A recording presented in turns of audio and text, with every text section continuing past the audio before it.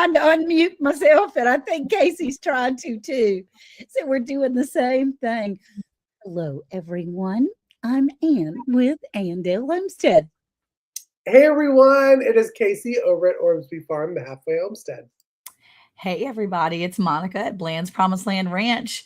Now, you might have noticed Sandy's not here over here, right here. There's a little space for her, though. So if you notice, if it's just us three, usually we have me in the middle, the box at the bottom. But right here, this space is open because Sandy will be here in just a little bit. She's running a little bit behind, just a scooch. So we're just going to keep that space open for her so she can join us in a few minutes. So tonight, we're talking about what we're talking about making money on the homestead, but like a little more in depth. And I think that we've even gotten some, people have reached out to us and kind of asked some questions. And really, I think where we're at tonight is we've had this conversation before and we want to get a little deeper. We want to talk about it a little bit more because we have more time, but we also want you to be asking those questions that maybe you want to toss out there to get other people's advice. Because remember, if you're in the chat, it's not just about what we're saying, it's about what the chat's saying. So maybe we can interact and we can help you solve some of those problems that you're finding as you try to think of new ways to make money on the homestead. So we're here. Also, can I just say also that it's so cool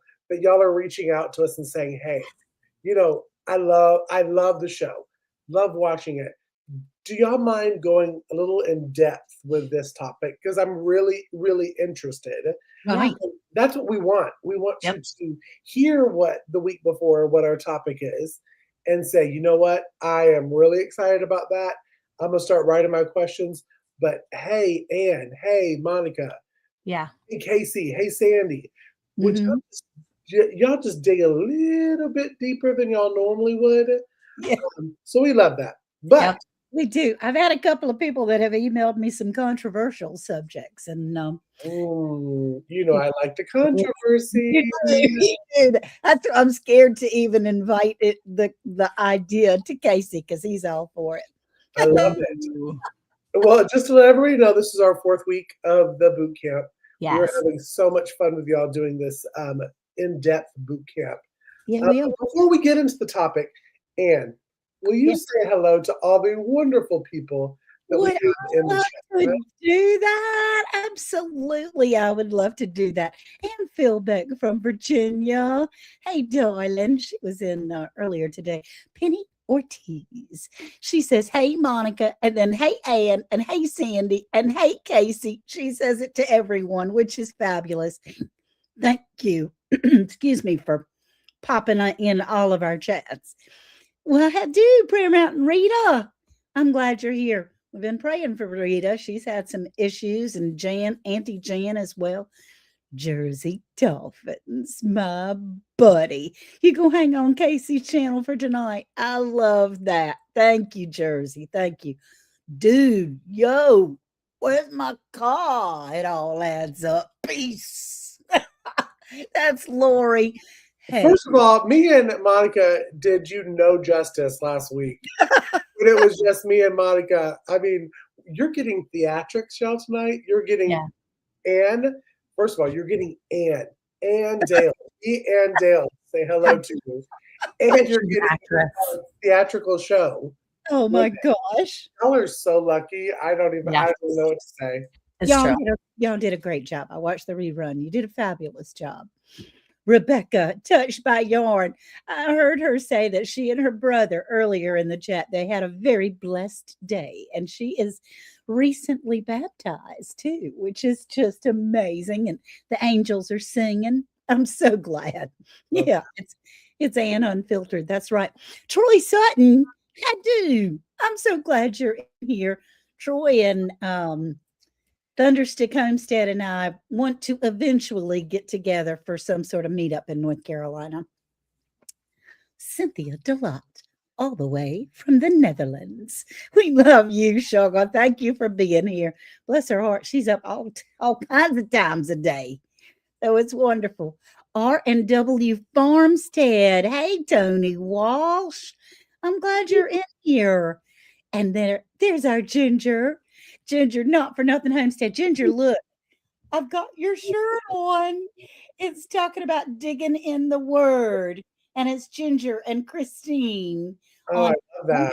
it's at 8 o'clock. They have a Bible study. Love the shirt. It's comfy, soft, loose. Yeah, it'll be my uniform. I love it. Ginger, thank you for being here and all that you do. Then we have my What About Bob, Robin Hood Homestead. He's a big winner today. How do Bob? He and Lori were the yo, dude. They're a couple and they're just hilarious. Peace to you, baby. Well, hey, Heather, have we got some things to talk to you about tonight? Milk and Honey Heritage Farm. Heather, thank you for being in here. We've been discussing, as your nose been itching, because we've been discussing you. And Jennifer Ocean Homestead, we're always happy to see that cute little thing. Shade Tree Cook, James Hall, y'all. How do, James? He and I hang out in the same neighborhood. Rat Chat, hey, how you doing? I'm so glad you're here tonight. And then we need some pictures on these things so I can see y'all's pretty faces. BP, hello. How are you? Welcome in. And then Tamara Angling.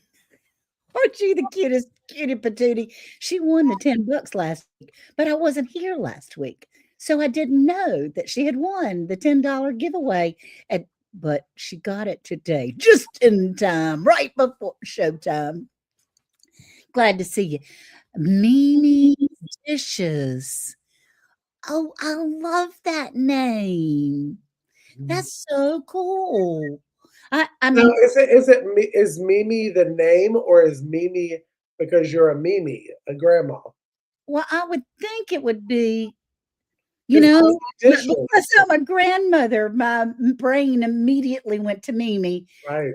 Being a grandmama, because my grandbabies, my girls have a Mimi that they absolutely adore. So, I think Mimi's Dishes would get people because I'll be eating anything Mimi makes. Oh yeah. I mean, I don't even need to know her. Mimi got to make good Mimi's Dishes. That's right. Linda Okie of Lynn Farm Okie OG. How do, darling? We're glad you're here. She has about 5 channels. So Lynn, when it comes to the giveaway, you can come in and enter under all 5 of them. Just got to hit the like button from all 5. Right. Where is Sandi? And where she is, I'm sorry, I can't say that name. Billy Messia. Billy Messia? Billy Messia. She's coming. She's coming. She is coming. Sandi is so important to so many people. Right. That she had a meeting tonight. Yes. And so she had her meeting hat on with another group. And she's going to be about 15 minutes late, she said. But she's going to be here. And she'll be here soon. What was it? I did hear in the rerun, you said, well, we're missing our brains and then we're missing the Southern charm girl. The beauty. Oh, I can't say beauty tonight, but the brains will be here in just a few minutes. And we do miss her when she's not here. Oh, Jesse put Mimi's channel in there. Oh, nice. That's fantastic. Farm All and Fords. Good evening, Farm All. And we're loving some Farm All talking. Our Jesse, lazy days ahead. Hello, everybody. We can't do anything without him. Yep, Ginger, his hands unfiltered. That's right. They can't get me to hush is what the problem is. When I listen back to these episodes, I go, Ann, please hush. We like it. Okay. Hey, Carmen. That's Lewis Acre Farm. How are you? I haven't seen you in a long time, sugar. The Best Life Homestead. Woo! Got that popcorn there sitting back looking, going to be taking some notes. I like that. That name, though. The Best Life Homestead. Love it. Second verse. Second verse. Same as the first. Ever see a fly on the wall? Probably not what they're talking about, but I'm so glad that you're here. Hey, to Moose Barbecue. How do? We're so glad you're here. And then we have Auntie Jan, my sweetheart. She's got a new puppy too, Auntie Jan.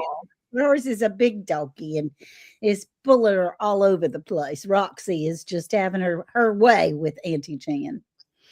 So I think that's just about everybody. Mhm. No, Sandy must be the president of the Red Hat Society. Well, she is allowed to be president of whatever Yeah, group she wants to be in. I I can agree. see that. And It was she an honor. probably is, though. She probably is. As we see her joking, she probably is the president of that as well. She needs to be. She needs. Mhm. And you know why she does a lot of all this stuff? Because she is the queen of making money on the homestead.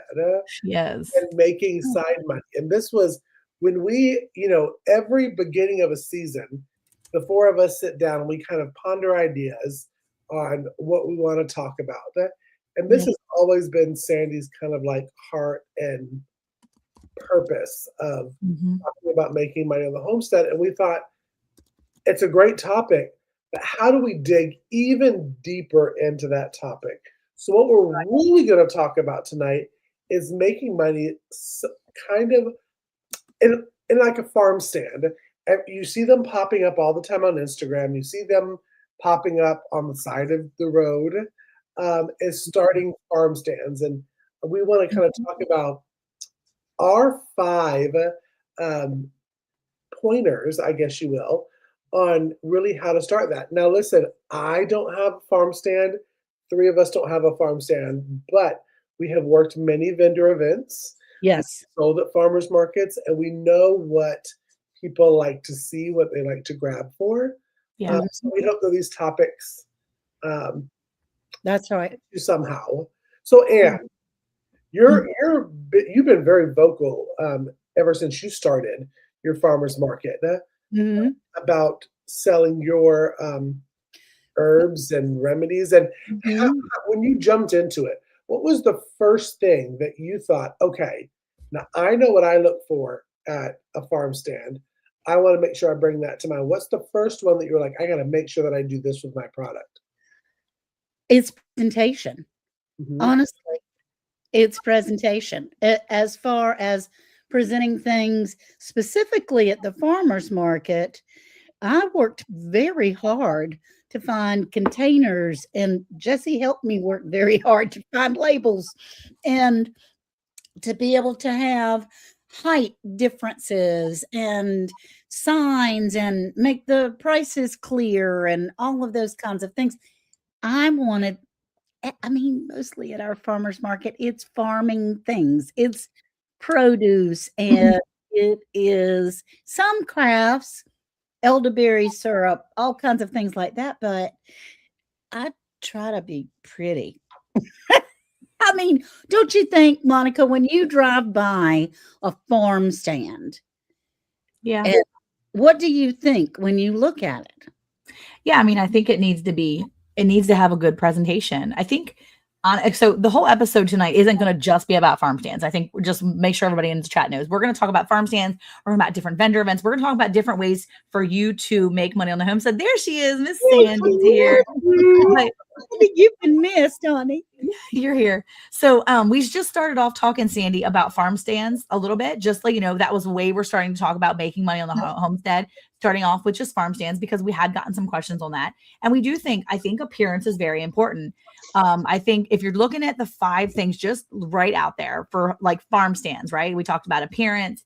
We talked about knowing that when you go to a farm stand or when you go to a homestead, you're getting their produce or their meat or their product, because I don't want to go buy for Miss Ann's vendor event or Miss Ann's farm stand or in Cayce's farm stand and have someone selling me essential oils that they bought online and diluted and put into a container, or have Cayce selling me zucchini that he got at the Wally World. I'm not interested in that. I want to know that when I go and get these products, they are local, or that they're coming through the hands of the people that helped produce them.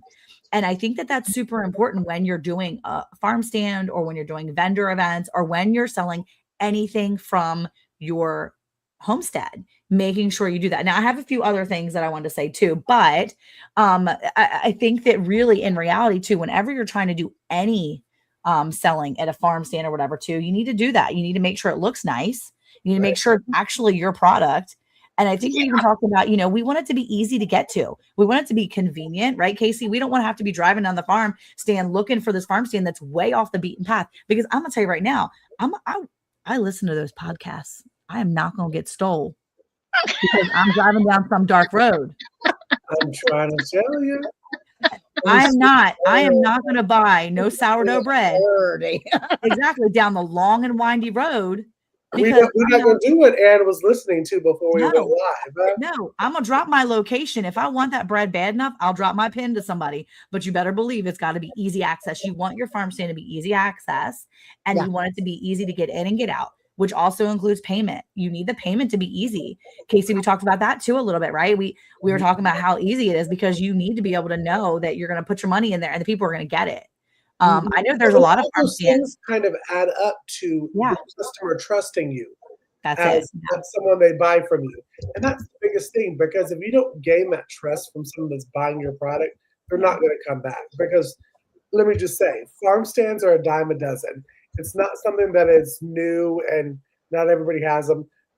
Thanks to Instagram, everybody wants to put up a farm stand. And that's great. But the biggest thing for you to sell and do well is gain that trust from someone who is buying, making sure it's your produce.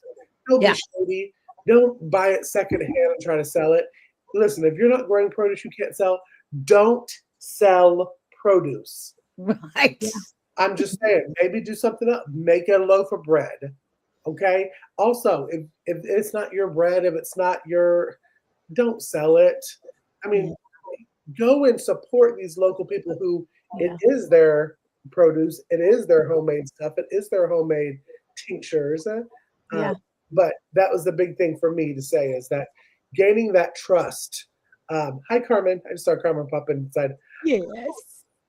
Gaining that trust with the person that's buying from you is a big thing. Sandi, what about you? I asked Ann this. I was like, what is your number one? You're walking up to a farm stand, or you're walking up to buy something from someone. What is the thing that pops in your mind first on what you see and what you want to be like, hey, I need to make sure that my product is the same as that if I'm going to sell it? Well, I like it to be organized. I want it to tell me the prices right. I don't want to have to look around and turn the container over, add some signage. If they're not going to be there, some farm stands, people have hours and they're there. Other ones, it's just you're honest and you're going to pay for what you're taking. So that little box that you're attaching to your farm stand needs to be secure for you. Plus the people don't think, oh, well, it's just this shoebox that anybody can take my money back out of, and then they may think I didn't pay. And so they make these metal boxes with a key that they just drop their money in. So I think it's important to note that there's a lot of farm stands. If you're going to open up a farm stand, or you're going to be at a vendor event, you're going to sell your product, you need to be flexible and not just have it one form of payment. Because like she said over there, I don't know who said it. I saw just somebody said it a second ago. Tamara said about the PayPal. That's not a good business. That's not a good business model to only take PayPal, because I'm going to tell you right now, 8 times out of 10, I'm not paying with PayPal. I'll pay with Venmo, or I'll pay with cash. I mean, that's pretty much what I would rather do, because I don't like PayPal. I don't trust PayPal. That's just my jam. I don't do PayPal, but I do other forms of electronic payment. I'm prepared to do other forms of electronic payment, but I also like cash. Cash is king still in my book. And so I like to pay that way, and I like to be paid that way if I can help it. Now, does anybody still do checks? I know that's controversial. No, I mean, I pay bills with checks. Yes, I'm saying taking it at a farm stand or at a. Oh, I don't know. I will take checks from people that I know, like really well. Like, so I'm gonna, I have beef that's coming out now, and if I know someone, especially someone that's older, that's more my age or a little older than me, and they're like, "Can I write you a check?" I'm like, "Yes." But older, Sandi. Older than me. I said my age or older, because here's the deal. My 24-year-old son was, see, that's right. That's right, Karen. My 24-year-old son was about to buy a car the other day, and he asked to put the down payment on his debit card. And they literally looked at him and they were like, well, you got to make sure you have enough in there. And my father-in-law said, can't you just write a check? And he goes, I don't even have checks. Yeah. Get checks from. And I'm like, A lot of banks don't do checks anymore. My bank, they do not give you checks. Yes. Mm-mm. So anyway, that being said, yeah, I agree. I think Sandy made a good point. You got to have the good looking stuff. It's got to look good. And easy pricing. And even in town, you know, sometimes you think of farmstead, it's a homestead and they just have it at the end of their lane. Yeah. But where I live, we have little farm stands around town. Like one of my friends bakes. And so her and her kids made her this cute little stand. It has doors so she can lock it up when she doesn't have the stuff in. Otherwise, she opens it up and she has things painted in there, and it's just adorable, you know. And she doesn't have to be there. And so far, it seems to be good for her that she's not getting ripped off in any way. I mean, it's just a chance you're going to take, you know. But you know, I've done the farmers market for a very long time, and when it comes back to checks, I think in all the years I've did it, only one time I had a check that bounce, and I just called, and it was just a thing. They paid me right away. Yeah. Right. Well, I think it's something to be noted too, is that I've been to a couple farm stands to pick up. I've already secured, like I already had the item that I wanted to purchase and I already paid ahead of time. One time I didn't, and then I paid her when I got there, but she had the product sitting out for me in a bag with my name on it. Mm-hmm. And both different farm stands that I went to had a little camera that they use to monitor the comings and goings. So it isn't a trust system, but having a camera is kind of the extra backup right there.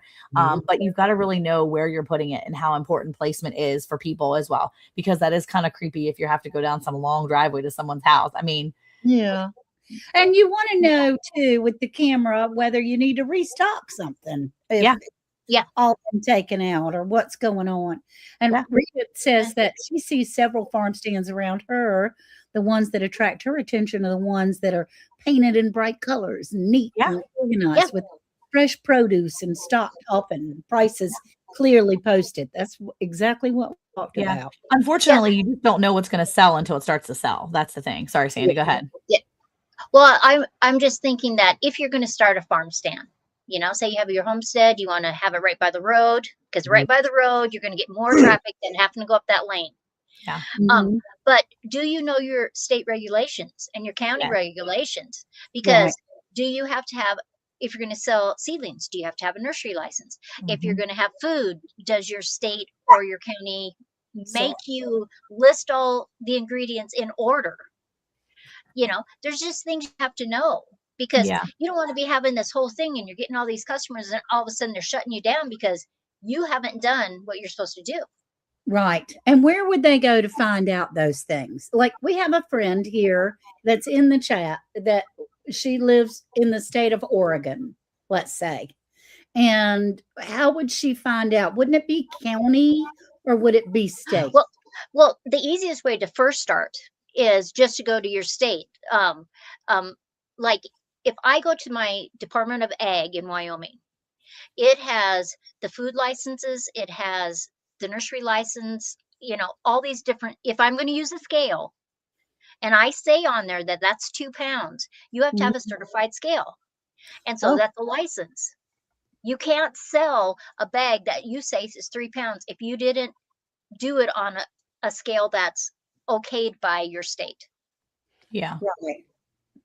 You know, so, you can call your county and just say, what do I have to do? This is what I want to do. And they will tell you, you know, people are helpful. They are. And that goes for, you know, be said for just more than farm stands. It's important to know when you're dealing with anything you're selling from your homestead, what regulations are on those products.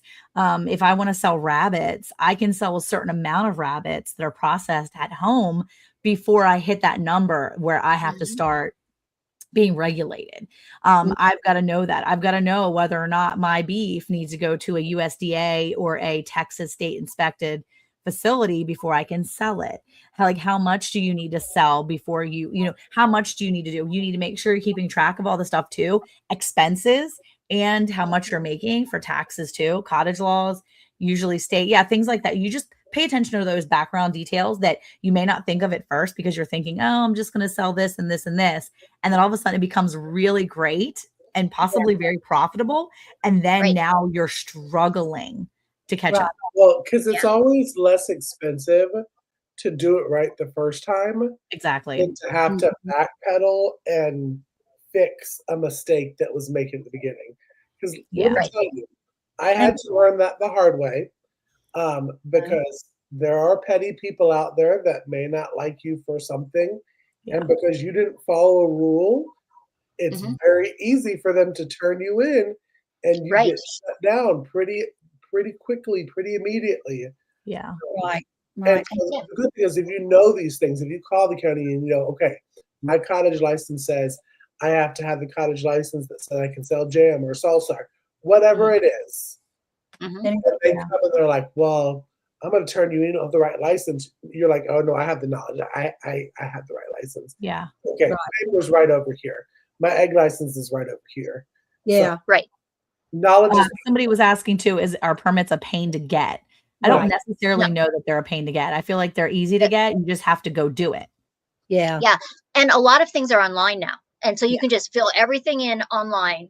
And sometimes depending on what kind of license you get, sometimes you have to send photos of your driver's license and stuff too, just because they're verifying it is you that they're going to give that license to because you're doing it online.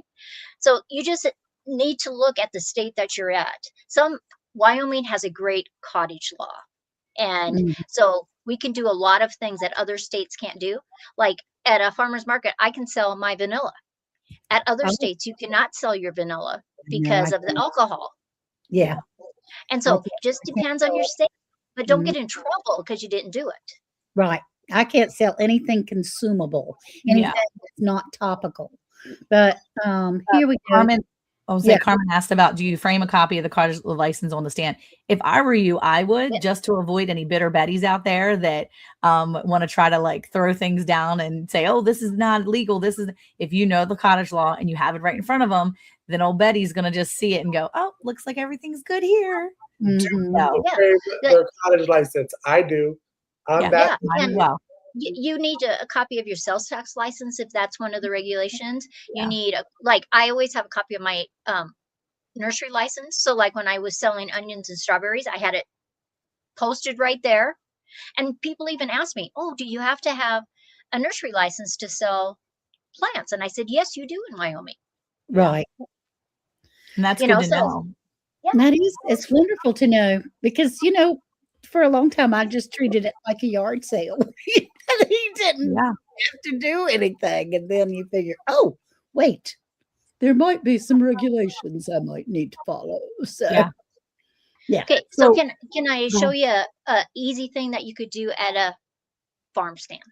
Now you're going to need a nursery license, right? I believe that you can never have too much rhubarb. I think everybody should have rhubarb plants at their house. I just think so. So anyway, okay, so look at this. This half I've already pulled out. This is my other half of rhubarb plants from seeds, right? So the other half I potted up. So this is one of my little ones that's coming. So by fall time, when I will sell these, they should be 12 to 18 inches high.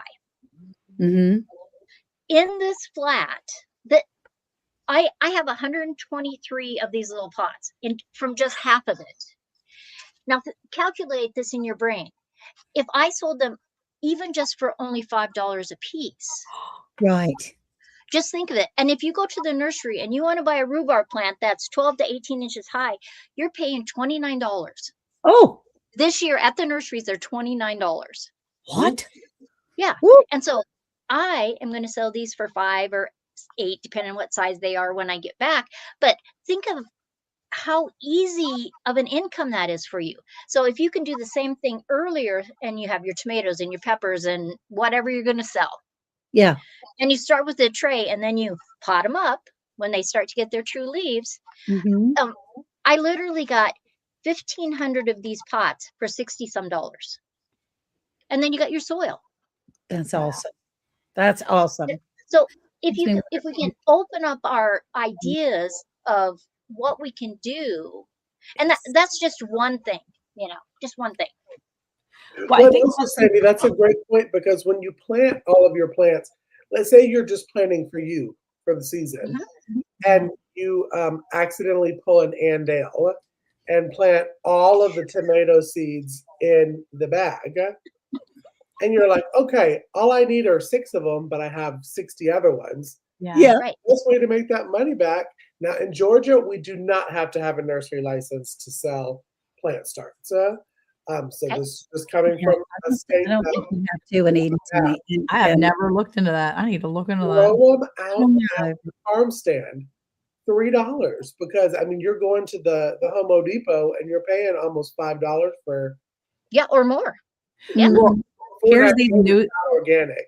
Here's these new things that are popping up in my area. I don't know if they're in any of y'all's area, but these plant swap stands. Oh yes. Where but you go and you swap a plant for a plant, or they actually have one of the like farm stands that are the plant swap stands has a section that's like sick bay, and it's for sick plants that you can't recover. You're like, I give up, I can't do it. And you put your like sick plant in there, and then people can take them and see if they can help recover them, and then they'll keep them.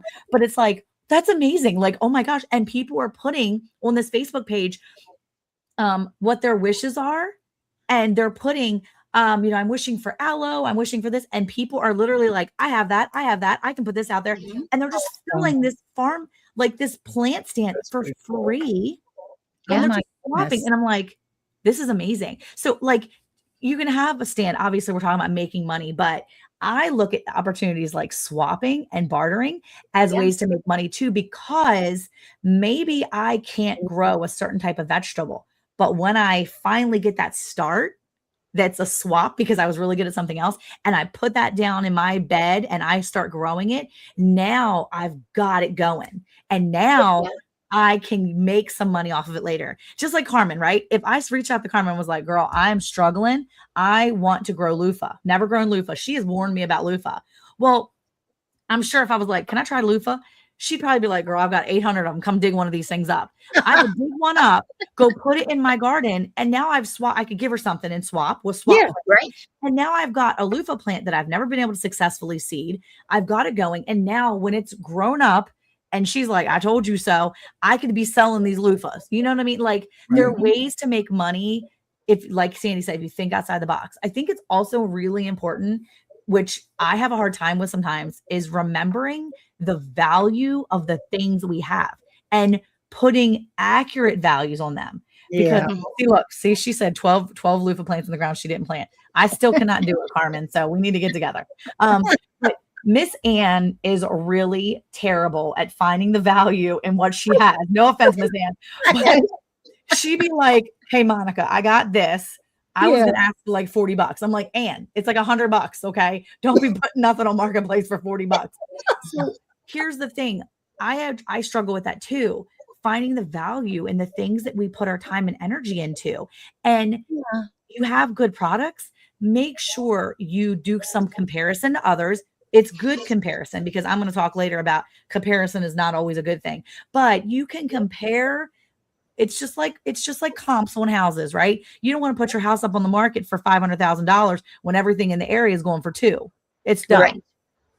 Right. But if you see what people are selling your stuff for, you can go in at similar pricing, but realizing that what you have is quality. Because if Mary Jo up the street is selling some jankadoodle vanilla that Sandy knows is nasty, and she's selling hers for 20, Sandy has valuable vanilla. She can beat her out in a jiff and offer her actual real good prices and come in with quality. So I think we just have to really be mindful, because we really do need to put value on the things that we have. And that's important, because we're not always good at that. And we have to remember we need to be good at that for ourselves. Right. And I'll tell you, this comment kind of puts that into perspective too, right here. Yeah. I think a lot of people think, and this is a great comment. Thank you for commenting this. And that when they think making money on the homestead is you receiving cash money in your hand, that's not always the case. If you're bartering or even trading plants, you're actually making money on your homestead by not having to spend your own money going to buy that. Absolutely. That's right. I agree. Careful really quickly, and I'm never at a loss for words. And Josie says, "Ain't nobody can beat me on the price of my vanilla. I guarantee it." You are crazy, sir. That's Oh, crazy, sir. let's say you have, because I do have a dear friend here, Brianna, and her husband Eddie. I call them the Monica and Eric of Georgia because they're my beefers. They're my beef peeps. Oh, 4 minutes away from my house. how nice. They don't always like to raise meat chickens because it's a lot. It's a lot when you have a whole herd of cattle. So if I know that I love raising chickens for meat and I have 5 extras and I trade them and they give me 5 pounds of ground beef, I just made money on my homestead because it's something that I didn't really have to pay my money. That makes sense. Absolutely. Yeah, that's my true. sense. Yeah, that's very true. As far as bartering, because there was a saving money question in the grocery that budget. was asked of how to know what to put out if you're just starting your farmstead, because you've got a lot of stuff. You got goats and pigs and cows, and you have a garden galore and flowers and all these things. Honestly, I have no idea how to. If I did, I would be very, very rich if I knew exactly what to put out that would sell the very best. Until you try it. Yeah. I make all these new products. I'll have one person come by and say, "Do you have any lavender oil?" And I'm going, "Yes, I do." Then I'll mix some lavender oil and have it in there. I never see those people again and haven't sold a bottle of lavender. So I'm not going to make any more after it sells. But if you're taking accurate records, if you pull Sandy and you're making good notes, then when you see the trends come around, because they always come around full circle, like Miss Ann, in September, October, you can start making those little mini travel packs because they make great gifts. So as an owner of a homestead, a farm stand, a vendor event, whatever you're doing, when you're selling items, when you want to make money, you watch the trends. And Sandy's really good at this too, because she knew when it's time to get onions. She knows when it's time to get strawberries. She knows when that comes, and it's full circle because she keeps records and she's monitoring the trends. So if you just look around, look on your socials and see what's selling in your area, what people are asking for and what people are buying. And when you could do a little reconnaissance. Go to some of your local farm stands and see what's selling at them. Check it out. I didn't sell mosquito spray. I didn't have mosquito spray on my table in January. I have it on there now. Yep. I just started bringing it out in May, and it's selling very well. Yeah. But, I'm going to have it or bother carrying it there and displaying it. I'm not going to do that. Yeah, but Anne, you are the promoter, right? So you made that lavender oil and you haven't sold any. Well, have you done up some little articles on Facebook? Do you have little cards about that? When the people come in, do you say, "Hey, this is a new product. Let me have you try this"? Hold your arm out. Absolutely true. That's true. And I could do it. I could do you that. you have to be your own promoter. As a homesteader, people don't come to you if they don't know what you have. You have to do the work to be successful. Yes, you do. You have to be the work. You have to do the work. Look, I always think if I'm there, I just need to be at a vendor event. I just need to be at her thing, Miss Ann. I'll be selling all her products right off her table. You really do. You really do. Yeah. And Sherry came one Saturday and she prefers like pain creams and pain stuff. She sold it all. I mean, it was crazy because that's her favorite thing. You could come and sell my frankincense oil and the more you talk to a customer. Have you ever been to a farmer's market and you went to a booth and they don't look up? They don't even say hi. They don't speak to you. They don't say, how can I help you today? Yeah. And you don't buy anything from them. You go to the next. Right. And that works Right. with a farmer's market. It works with a farm stand. Yeah. Now you may not be at your farm stand, but what are you doing to make that item that you want to specialize maybe that month stand out? Yeah. Right. I think I told Sydney and Tori from Naked Gardeners one time, he was asking about how I sell my pork boxes. And I said, I sell this, this, and that. And he said, I just don't see it. I said, here's the thing, Sydney, people don't know what they want until you tell them what they want. And you make them want what you have. And if you advertise what you have, and here's the thing, I don't want you to buy anything that you don't want personally to use or to be benefit to your life. I do not want you to waste your money on something. If you don't eat pork, do not buy bacon from me. That's stupid. Unless you're going to donate it to someone else. Okay. But what I am saying is that, and that's the thing though, honestly, Carmen, I'm struggling right now. I've got beef for sale. If you're in the North Texas area, you want to come buy some beef from me, let me know. I've got a couple boxes for sale. I'm picking it up tomorrow. Monica, that's because you just got like 4 billion pounds of beef. Yeah. I got a lot coming back. But here's the thing. People don't always know what they want until you present it in a way that is palatable to them. It's just like when you cut up meat for your little kids. When you cut up that chicken nugget and it cools down, then they want it. If you give something to someone that looks appealing, they're going to want it. I try to be mindful that people are going to find value in what I have. So I don't want people to buy stuff that they don't want, but people want things.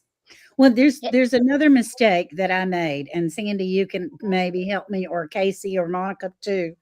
I made a mistake of naming my products what they actually are, like naming frankincense oil. I should have named it Cell Rejuvenator. Oh, because that's what it does. It rejuvenates your cells. Or as far as instead of calling it cayenne oil or cayenne salve, it needs to be a pain relief. Yeah. Those types of things. It's because when I'm shopping, I do not want to have to think. Don't make me think about anything. If I see that, I'm like, oh, yeah, I need me some pain oil. Yeah. Well, and some cayenne oil, I don't know. Carmen's asking you, are you allowed to do that? Yeah. Though? And so you have to know. So sometimes you can have a fun name, and then right underneath that, you tell what it is. Like when I used to do bread at the markets all the time, my most popular bread, it was a braided bread, and I called it Twisted Sisters. I love that. And it went back to old song things, in the 70s, but it was sun-dried tomatoes and garlic and all these different things in it. But people loved the silly names too. Right. So whatever it takes to draw them in. And then don't forget that as a homesteader, say you bought a bunch of these from me, right? In another, it waits the whole next summer, and the next year you have all this rhubarb that you got to do something with. Are you going to save some of the seeds and do it yourself, just like I did? Are you going to sell just the stalks? But if you really want to make money, you make jams or jellies, you make pies with it. And seriously, you put it on Facebook and say, I'm making strawberry rhubarb pies this week. Would you like one? Yep. This is the price for it. Right. And you will be amazed at what, and then if you deliver it, oh my gosh, that's even. Deliver a hand drop. And you just have to balance that. If you don't want to have so many things that you're delivering that it takes away from other things. So maybe everybody picks it up in Walmart parking lot at this time, Right. Now, Carmen from Jesus Loving Homesteader said for soap labeling, we have to be very careful about medical advice. Yes. So what I do on things that I have, like said, pain relief, then underneath I'll have cayenne oil, and I have the ingredients on the back of it. and my website. So, but the one thing that I found is when I'm making all those little travel care kits, they go, well, does each item say what it does? Because I don't know what that stuff does. I've got all these salves and oils, and they got to look on my website to find out what everything does. Well, could you make a card with a QR code that goes specifically to those items? Like I know that, like, for instance, when I did a class teaching people how to make lip balms, and I had a QR code where all they had to do was scan that QR code, and it takes them to a file that I created that just shows them how to make the lip balm. It was like a sheet of paper they could just print out, but I didn't want to print everything out. So if you can just make a PDF that has a little QR code to go straight to it, that would make it super easy and you could have your link on there and your website and all the things, but if it goes straight to the PDF. Do you hear this, Jessie?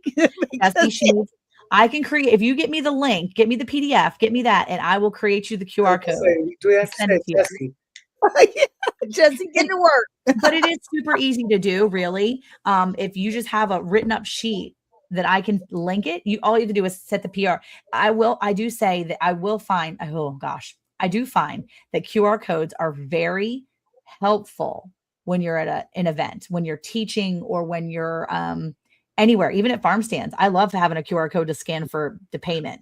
But I will say a QR code is very helpful because it takes you to every social, you have to know your audience. I will say I do agree. Audience, because everybody's got a cell phone. Well, I've noticed in Georgia, which is where I am and where I sell, it is adults of age. Be nice. That are purchasing my product. Mm-hmm. Okay, I'll just say this because my mom doesn't care. My mother's age people are the ones that are buying the product. My mom despises QR codes with every fiber of her being. Mm-hmm. She doesn't want to learn how to do one. She doesn't want to. All she wants to do is get a handout. If you have a handout, she'll take it all day. So then maybe you do that, Miss Ann. You offer them a handout if they want it to show them what they've got. That's a lot of expense. Really. But what if you had a handout that was laminated and say, if you would like a copy of this, here's the QR code, and I can show you how to do that on your phone. Or you can take a picture of it right here with your phone. Yeah. There are ways around it. You don't have to be, like somebody asked, do you have to be pushy? You don't have to be pushy. What you have to do is get to know your customer. Yes. Be personal to that person, because like Monica says, you don't want to sell something that they don't really want. Yeah. Because then it's like, I wasted my money, I have a terrible time selling mine. Well, and also if there's that fine line of saying or making names that may be encouraging medicinal stuff afterwards. Maybe for the cayenne, cream, it's the ouch cream.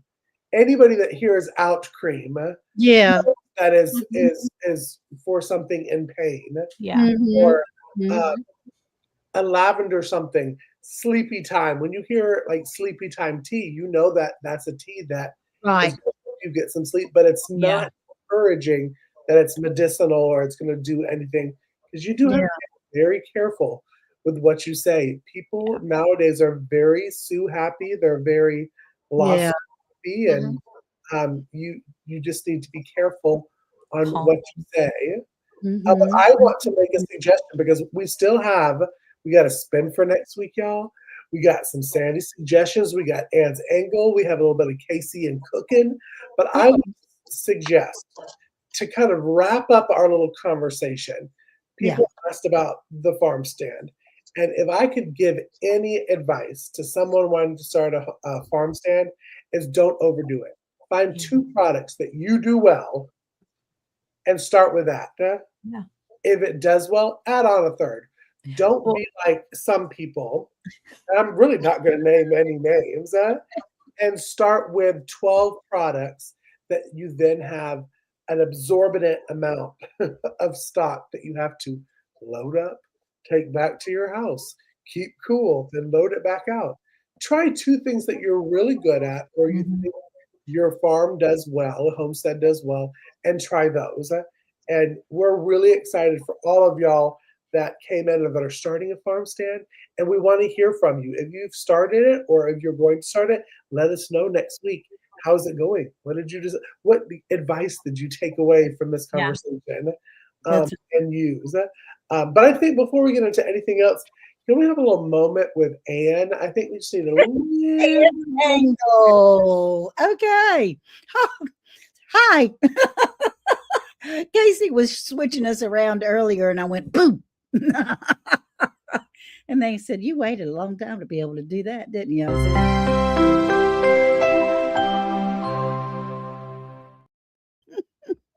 yes, I did. Yes, I did. I waited. Uh-oh.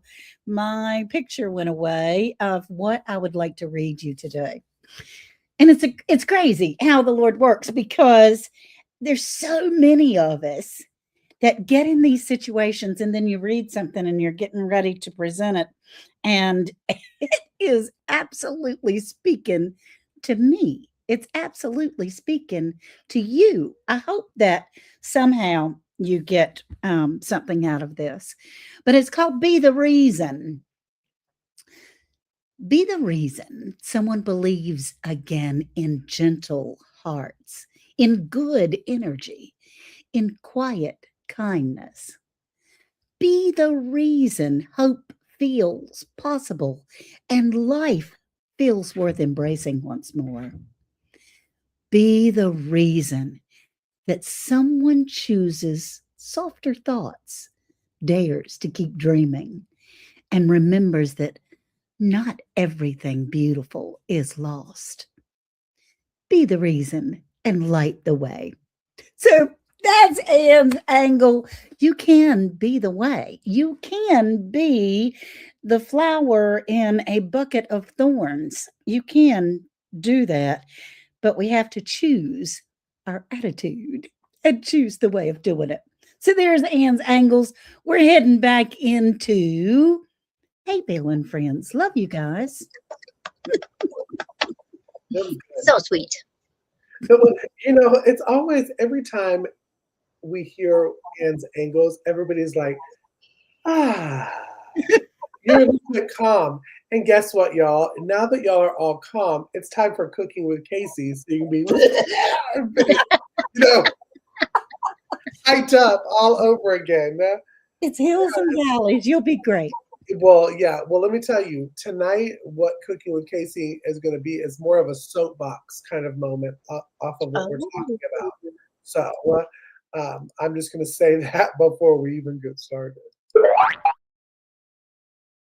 Now, when I say soapbox, I'm not going to, whine and complain about anything, but I want to kind of put into place. We were talking about farm stands, making money, supporting local homesteads, supporting local farmers or growers. And I usually talk about on Cooking with Cayce how to save money on your grocery bill.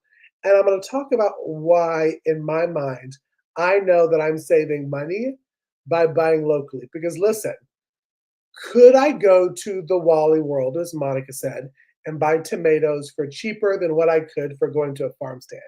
100%. Could I go to one of the grocery stores and do the same thing? 100%.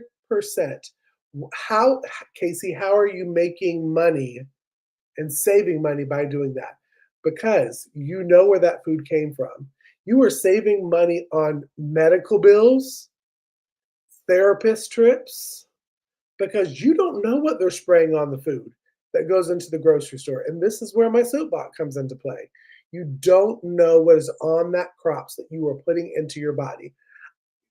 When I started this homesteading journey 4 years ago, I never truly sat and thought about why it is what we do,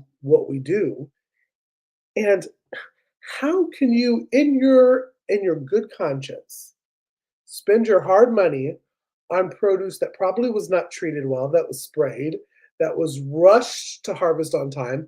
Because I learned from our dear friend Sandi that a lot of the times when they harvest those tomatoes, they're not red yet. They're not to the grocery stores.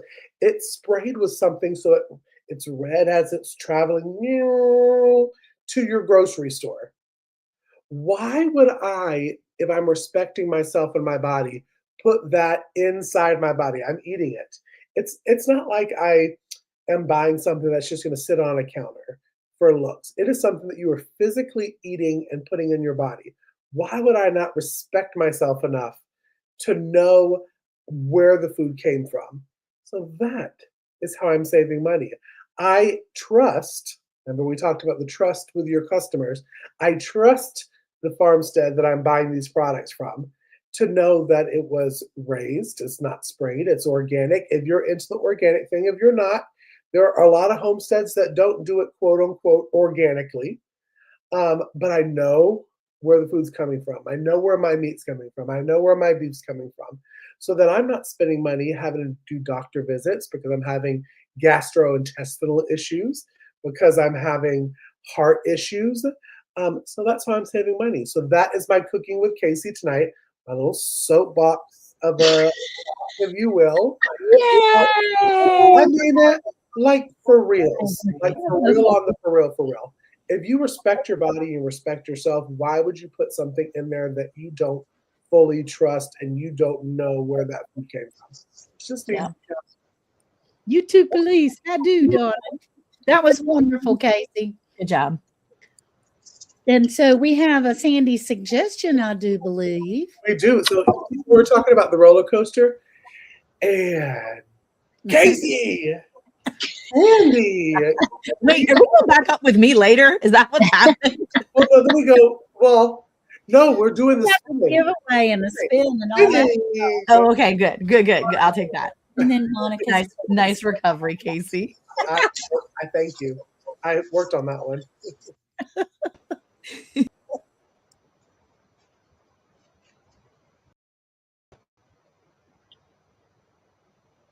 If I can get somebody up, this is going to be very, very good. Y'all don't even know. I am excited about this, and it's going to be good, and it's going to be Sandy's suggestions. So, just saying. Well, hello. I always loved I always love doing Sandy's suggestion. And tonight's topic is something that I seriously ponder about. How to make money on my homestead. What can I do? And so today I was just Googling, and I was in Chat GPT, and I said, what kind of income can I make on a homestead with the things that I like to do? 5.5 pages of stuff that it gave me. And so I went through and I had it. I'm going, oh, I'm doing this. I'm doing that. I'm doing this. What kind of side hustles can I do? Well, I just wanted to show you how I keep track of stuff, because I always believe that you should have multiple things in your basket. And so this is 6 of my eggs in my basket. So like when I sell in a store or at a farmer's market, that's an actual store. Everything that I sell goes into there. Anything I sell out of my garden goes into there. Any of my fused glass goes right there. All my art classes goes into this one. Art sales. And this is just like farmers markets, any festivals that I'm in, I add this. And then I put it in on the computer. But this way, it's at the end of the day, I can just take this little book and I can write my sales right then. Because after you do it for a while, all of a sudden it's like, this is worth it to me. This is not worth it to me. And it just gives you history. You can go and sell and sell and sell, but if those things really don't make you money, you need to probably stop those things and reevaluate. But when you have just that old-fashioned paper, even though it's on the computer too, I just find that it's much easier for me to keep track of. So my suggestion, Sandy's suggestion today is buy some of these crazy receipt books and put everything that you're doing into them. That's my suggestion for today. That's awesome. Actually, the smartest idea ever. It's awesome. Well, how many times you have little papers and you go, oh yeah, I'm going to write that down later. You don't write it down later. You know, seriously, be honest with yourself. You lose those little pieces of paper. Right. If you do it every day, anytime you make a sale, it's right there and you can just flip through it and go, okay, this month I made X amount of dollars. Yeah. Mm-hmm. Yep. Yeah, Carmen made a good point. She's in a season of reevaluating. We are too, Carmen. We have really taken a look at what we have, what makes us money or what drains us, our energy and our time. And our time is worth money. That is valuable to us because what we're pouring money into, we're pouring time into, really takes away from our family. And that's important too, if we're putting into things. So yeah, reevaluating what you've got, but keeping accurate records is super important too, because that's such a good way to go back and look and see what is happening. And a lot of times people don't want to do that. They don't want to, it's like paperwork. Oh my gosh. But in the end, when it comes to the end of the year or the end of the month, you will be so happy that you had a little book that and like I write the date, I write the amount, what it is. So I can go, okay, this was worth it for me. So like Monica's looking at, maybe that's not worth it to me. Yeah.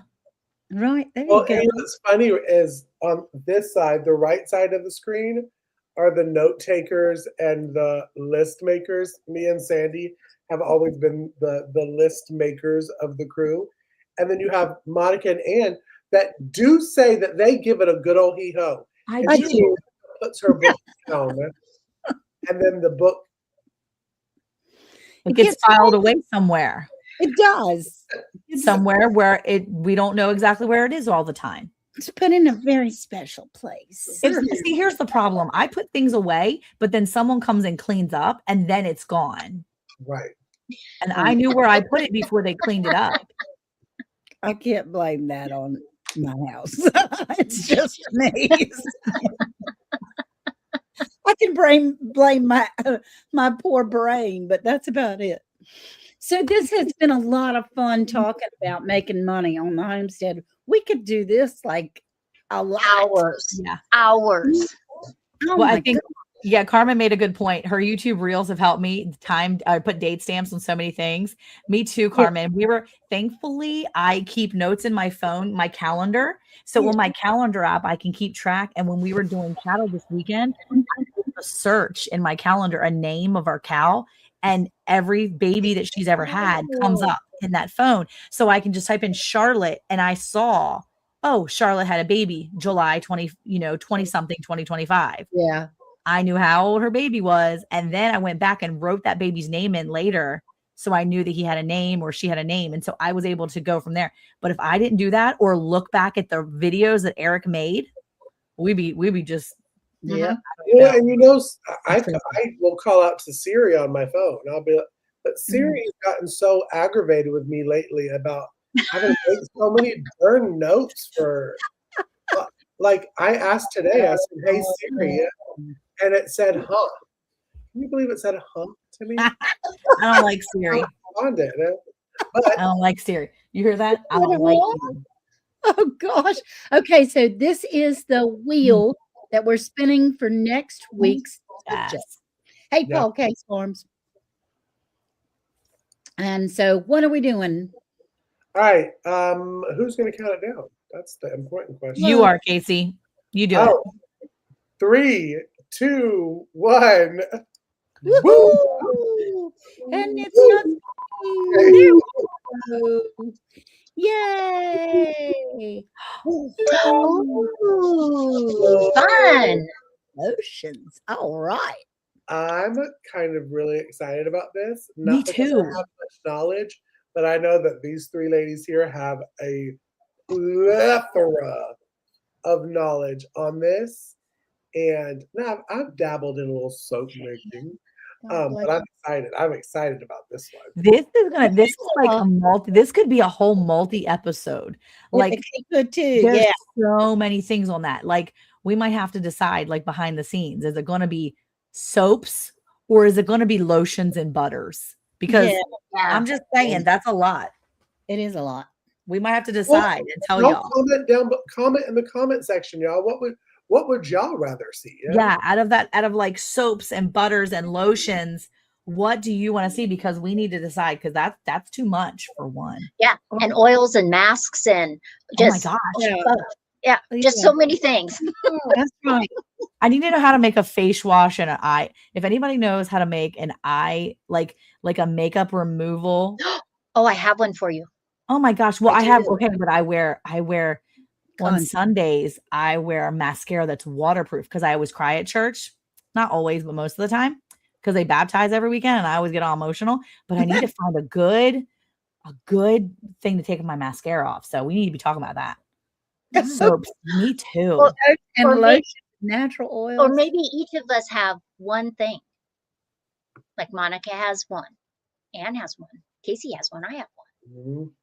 Mhm. And then we could give a little like ingredients, or maybe show us how to make it or something. Yeah, something. Yeah. Okay. Oh yeah, take those and make a series next time. Oh, I love it. Well, let me tell you, because I love making homemade, what I call antibacterial bar soap. Antibacterial. Because it's bacterial. Okay. A new word. Okay. My words are not wording tonight, y'all. It's great. But now that we've decided our topic, I think we need to spin. Yeah. Because we're going to stay on this kind of roll. Yeah. For those that are new, there's not many new ones that I saw tonight. It's the good old faithfuls that are coming tonight, and we have a bunch of y'all in. Is that we spend every single week for a $10 Amazon gift card. Yes, we do. But after that, we spend 2 more names, and then all 3 of those names is entered into our final giveaway. Sandi gave you a little hint last week of one of the big prizes that's going to be given away, and that's an incubator. Yes. I'm talking like, hello. Yeah. That's so exciting. And we have a $50 gift card that has been donated to us. We have all kinds of things. We have a salt lantern, lots of really cool stuff. Anti-cereal. Yes, it was anti-cereal. It's a new name. Come on, y'all, get with it. But, and would you like to make a deal on how to enter in to win? Absolutely. Y'all type in make money. You don't need a hashtag. Just make money. Casey is not into the hashtag things. You can have uppercase or lowercase. And if you would like, although it will work on whatever channel that you're on right this minute, you can type it in the channel that you're on.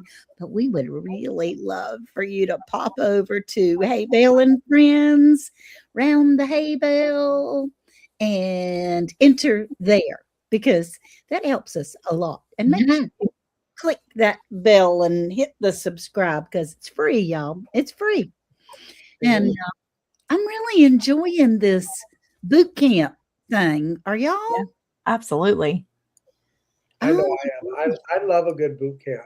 Well, while we're here talking about that boot camp, one of the things you could do is, if you're taking notes and you want a place to take notes, you can always click our QR code over there, and there should be the Hay Bale Prepper Guide. Get out of here. You can open up that Hay Bale Prepper Guide, and there's some space in there that Casey made to make notes. There's places for recipes. So you need to make sure you have it next week so you can write down some recipes that we're going to share for you, and a bunch of other tips and tricks for just prepping and everything like that. But this is really such a good, that's a good way to keep it all together in one notebook. And it's 99 cents, guys. 99 cents. It's cheaper than the $1.25 tree. Yeah, it is. It is. And I have mine. Yeah. Casey's so cute with his, because he's got his little binder, and the thing in the front. He like opens it up. Yeah. Flip to it. But I think 33. I think I'm going to go ahead and draw this first. Now, this is the first name that we're going to draw for the $10 Amazon gift card. So we're going to draw 1, 2, 3. Oops, good to see you. Hey, Puroki. I get to say hi to everybody. Storm Creator. All right. Oh, Homestead. Anyone that can get Amazon can get this. Yep. Yes, ma'am. And she can put that towards all her chicken supplies when she starts raising her chickens. And she said she doesn't need makeup removal because she uses black permanent marker. Oh, I'm dead. That is so funny. Yay. Good job, Jennifer. Congratulations, Jennifer. And now she's entered into the big one too. Maybe she'll win that incubator. And let me tell you, it's Jennifer that's going to be entered into the final drawing. We're going to draw one more name. Two more names. Right? Two more names, sorry. Yeah. So this is the name. This name right here, whoever picks will win nothing tonight in particular, but they're going to get Cynthia Delight. She is in for a big prize later. Yes. We can work out something to get it over to the Netherlands. Yeah, I think so. I saw Indy's World, Lynette Lawrence in here. That's so cool. I'm so glad we haven't said hello to her. And the third and final for this week that we're all going in one big hat is boom. Oh, wow, nice. Okay. Someone new. Yay. I love these new names. Y'all, just for the fun of it, do you think I should read out the names that we have going into the hat before? Do you have a list right in front of you? You know I do. Do it. Sure. Well, I was about to say if I can't get it from the light. So the very first week, the $10 winner was Rebecca at Touched by Yarn. So she's entered. And then Ginger, Not for Nothing Homestead's names going in. And Tamara Melling, 8885. Because, we usually got 2, sometimes 3 Tamaras in there. I think that's Tamara Aimling. Aimling. Yeah. Mm-hmm. I think it's 2 A's. Yeah. Everything you need to know about Cayce is I don't know how to spell. It's okay. We know who you are. That's Tamara. okay. Yeah, we know. I know who you are. It's the blue one. It's the blue. Come on, and then the following week, Nurge Shape. Yep. Yes. Ray Dean got put in there. Yes. And Lori. From Dude. Where's my car? It all adds up. We were actually just waiting for you to say that. Dan. And then the third week, that same Tamara with the 2 A's won. So she has 2 enters. What? 2 entries. And then we got DS Garden Adventures. That's Deanna from D's Garden Adventures. And TRTTSL. And Yeah, I'm and not sure. Yes, she's in here tonight. They're in tonight. Yeah. Yeah. And then tonight we had Jennifer win. Again, congratulations. And Cynthia Delight is entered as well. Yeah. And Mindbogger FZLDU. Cool beans. We got 60 names that are going in to win some of these fun stuff, y'all. I love it. Lots of good stuff. Lots of good Yeah. stuff. And Cayce, am I right that the very last one we're doing all the drawing, aren't we going to give some stuff to some of the people in the chat too? Isn't that correct? So even if you don't get on that list, you can still win. That's right. We just like like that. stuff. Yep. Absolutely. Yep. Just keep showing up. Because if you've been staying with us the whole boot camp workout, we think you need a chance to pump some iron and win. Yep. Mighty Fury. Remember we said roller coaster, so Cayce brought us back to that moment. So now we'll get back with Monica to have a little moment with Monica before we wrap. With Monica.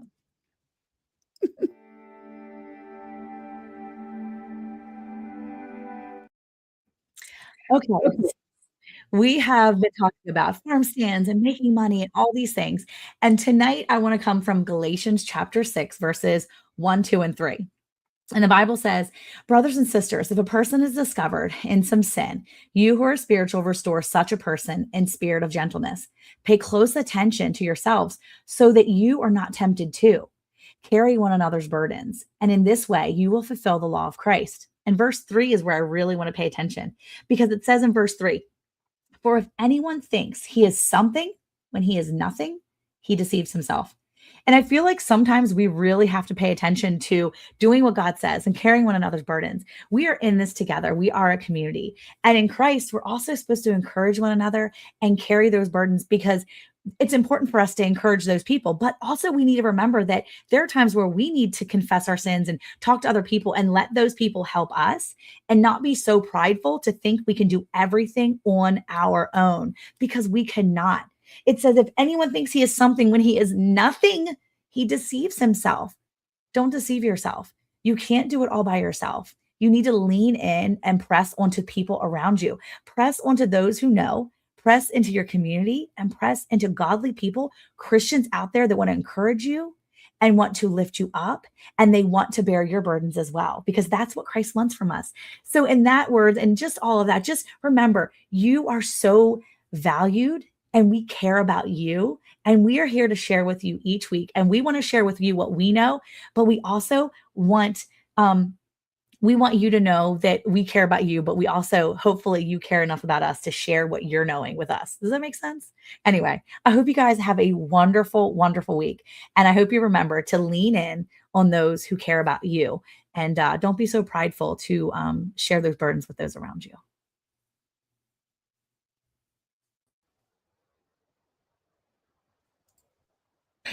I love that. I do Because too. Me too. we need each other as a human race. We need each other to be able to build and to continue and to be strong. And sometimes pride is our downfall. Well, I think all the time our pride is our downfall. If you're too proud to share with people what you need help with, then you're going to be the one floundering. That's right. So, Monica, will you close us out and say think I goodnight? hey, we Can I are say before we go though, this is the last time in this blue room, y'all. we're so proud of you, Cayce. What? We're so proud of you. Yay. Everybody give Cayce a little hand clap in the chat. We are very proud of you. We're tired of seeing Cayce in front of a blue wall. This is Bye, the blue, last night y'all will bye, see it. blue wall. Said, bye. Yeah, bye, blue wall. Bye. Well, hey, we are so happy. We're so proud of you, Cayce, for doing these things and making big changes. And we're thankful for everybody that's here tonight. We really are so excited to share with you each week. And we're happy that you're sharing with us what you're learning. And we want to continue. It's a give and take. And we appreciate you so much. And so until next week, we love you and we will see you later. Bye, y'all. Bye. Bye. Good night, everybody. Well, that was fun.